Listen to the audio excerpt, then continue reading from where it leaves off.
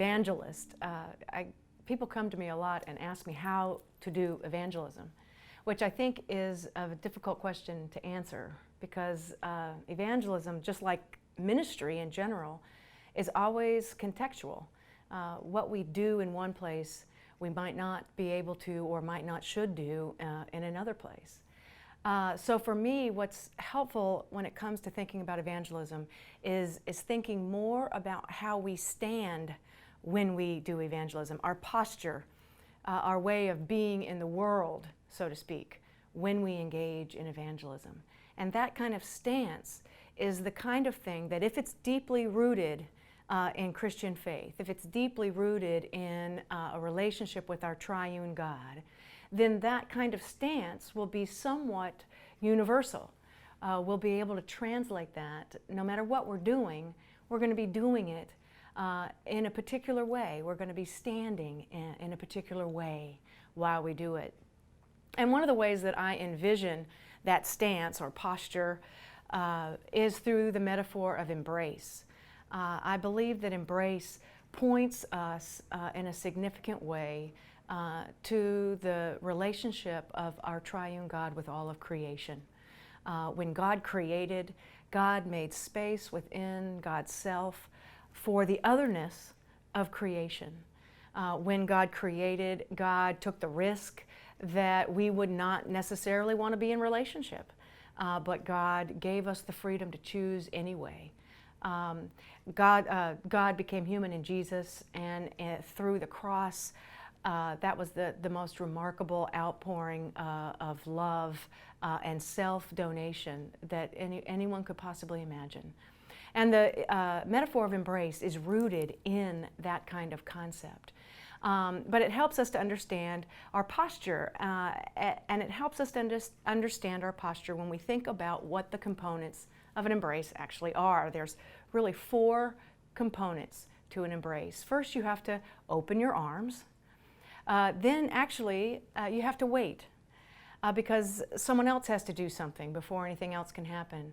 But you open your arms, you wait, and then if the response is reciprocal, you close your arms, and then you open them again.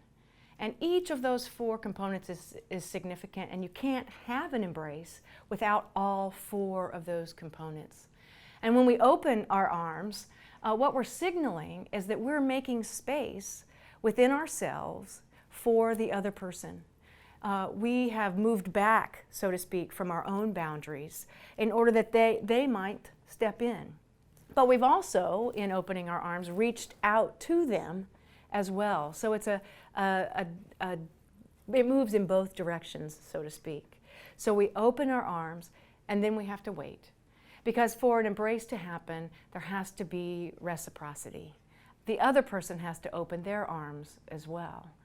And waiting can seem like the hardest part, but it's actually, and it is sometimes, because we're not inclined to be patient. But we have to wait, and waiting provides the space for the Holy Spirit.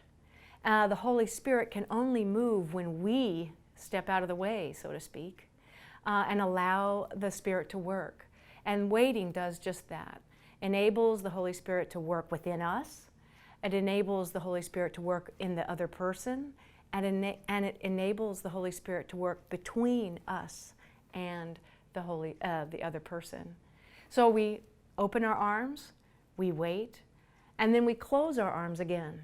And again, this takes 2. It has to be reciprocal. It takes 2 sets of arms for one embrace. But yet the embrace is not like an overbearing bear hug. It requires a light touch, but it does require touch. It requires contact. We come in contact with the other and are affected by the other as they are affected by us. And the Holy Spirit moves in the midst of that for the transformation of both people, not just the other person, but us as well. And then the last stage is the opening of arms again.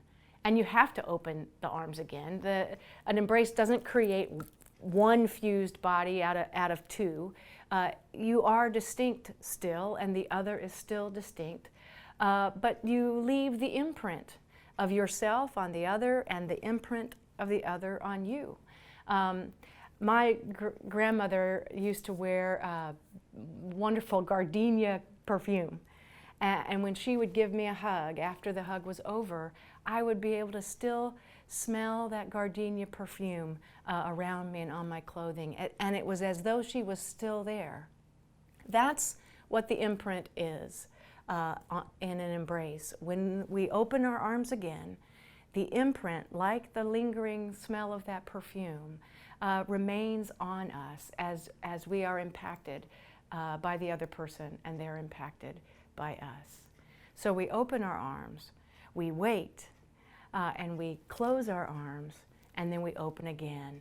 And it's like a circle, because when we open, we've started it all over again. Our arms that open at the end are the same arms that opened in the beginning, that waited, that enclosed in the embrace. So it's a circle. This is a valuable metaphor for me, particularly because of the world that we live in, where there are a lot of fractured relationships, fractured people, a lot of polarities and polarizations, a lot of walls. But the gospel isn't about walls. The gospel is about space, space that has been created in the very self of God, God's self. He has created space within himself for each one of us. And so the gospel is about creating space, space for the Holy Spirit to transform us, to transform others, to heal, to redeem, to save.